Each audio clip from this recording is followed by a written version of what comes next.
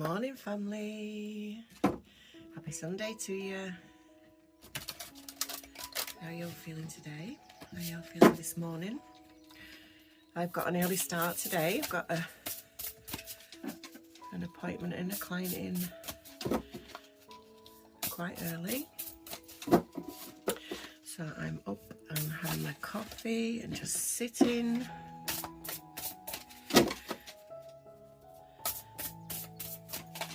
Listening to the birds, looking out over the greenery, checking in with my crystals on my windowsill. What are you doing today? Ooh, we're not taking all those, Spirit. Come on, come on. Lots to say today. Just one more for the collective, please. Thank you for your patience while I wait for the jumper. There it is. Okay, there's two more. Go on then. Go on then. We'll take those. Okay, first one out. Oh, again, lovely. I am golden. What a wonderful way to start off the message, Spirit. Abundance. 8 in numerology is abundance and power and manifestation and inner strength and balance and basically getting your shizzle together. So yeah, what are you manifesting? That's a really nice opening card. I am blue. Ah, number 2. Number 2 in numerology, unity and companionship and balance and harmony. Partnership. Who are you missing? Who are you missing, guys? You're grieving somebody. You know, we had a comment yesterday actually on the reading that talked about people falling away, and unfortunately it does happen when we're on the Ascension process. You know, when we're going through the Ascension process and we're having our awakening, and this is specifically about relationships, so you know, we'll talk about that. You know, we can be mulling along with somebody, can't we? You know, long time. I'm not going to put a years on it, but a long time, you know, and we think that person is a really good fit for us. And I talk about this all the time, that the universe is just like, nah.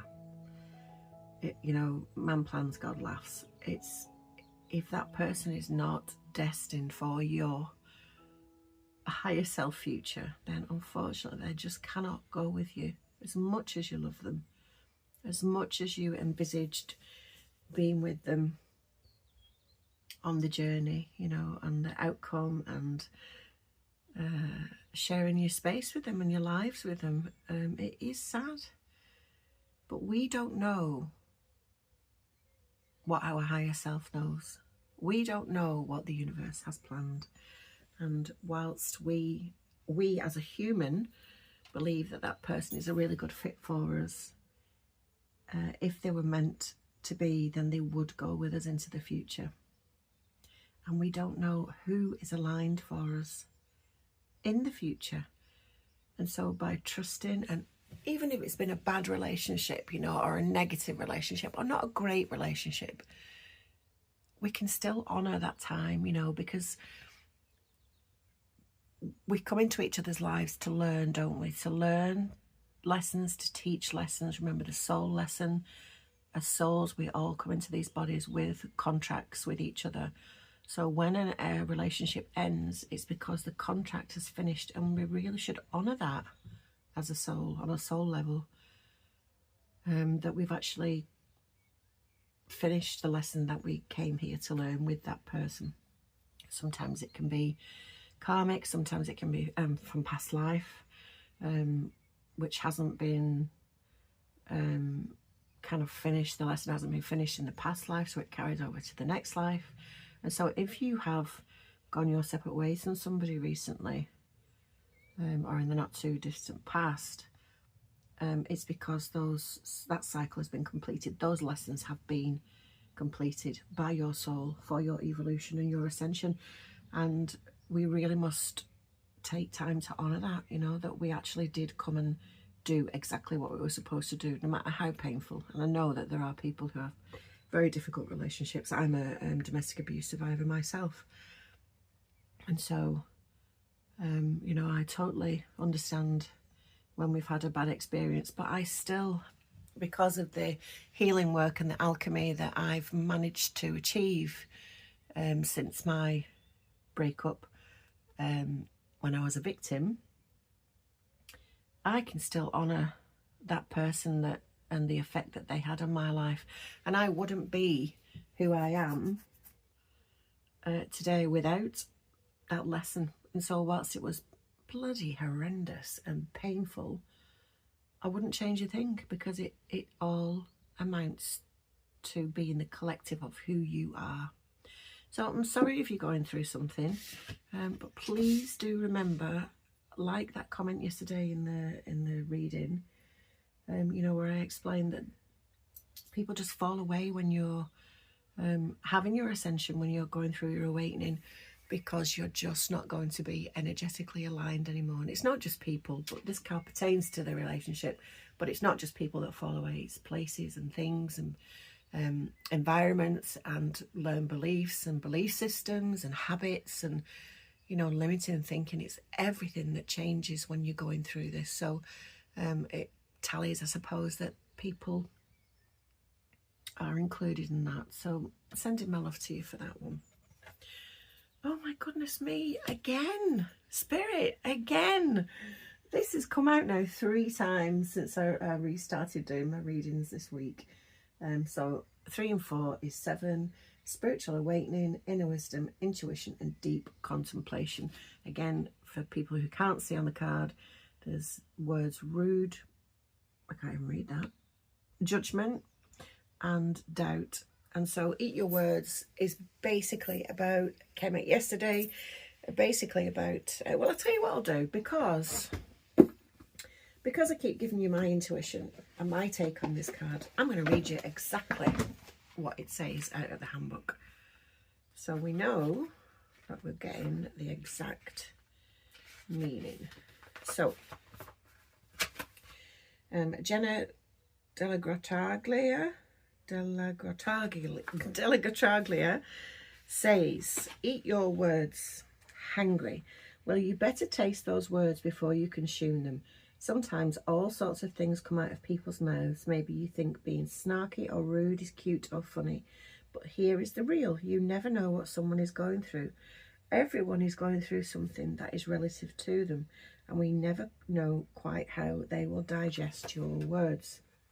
A kind word can go a long way in the era of Karen and Ken, so douse those words in sugar if you intend on eating them. Bitter words can make you cocky and gag. And in an alternative meaning is we like big butts and we cannot lie. Or maybe we don't when we are the butt of a joke.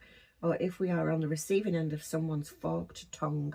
We must learn that sometimes people have nothing nice to say or don't believe in you, but you can take this as an opportunity, use this as fuel, make them eat their words, prove them wrong about who they think you are, be the bigger person, serve the SHIT right back to them on a silver platter with a side of salt. So, okay, duality in the meanings, but the meaning, the intention that I have been receiving from it is that people haven't been aware of who you are. So you're now basically going to show them, because of your determination in something, what you're made of. So I'm glad we read that one out, because it keeps coming out. And again, this one, okay, number 40. So boils down to 4, which is foundations, and it's stability, about stability and structure and grounding and hard work and basically determination, which ties in with this card, which I realise now why they actually flew out together. So blessing in disguise, you know, we don't know when spirit moves us, when we get realigned, when we have tower moments, when everything comes crumbling down so we can build it back up again, that it's for our highest good. We just understand that we're going through a really difficult time and nothing's working out. But why isn't it working out? Because it's not right for us. And so something that isn't working as you had envisaged, again, man plans, God laughs. We don't know as humans the end goal. This is why we need to do the meditation, to tap into our higher self, so we can have that intuitive hit. We can have that innate understanding of the direction that we should be going in on a soul level, remembering we are souls primarily in these bodies and not thinking where we should be going. So a blessing in disguise is basically like, it all works out in the end, and just trust the process. That's what we're being asked to do. You know, your team, I talk about this all the time, your spirit team are 120,000 generations of your ancestors. That's how long man has been on the earth. They reckon between 120 and 135,000 generations of human. So imagine all that family rooting for you, trying to get in touch with you, directing you, giving you information through signs and synchronicities. You've got to tap in. You've got to tune in to what Spirit is trying to tell you. Feel your way through your day. And when things don't always work out for you, it is a blessing in disguise. Right, that's very deep, deep message today. Thank you to Spirit. Namaste. Thank you for all your support over the last few days. Really, I've been blown away. It's really lovely, and for everybody's commenting and remembering to give me the thumbs up, because it is an energetic exchange.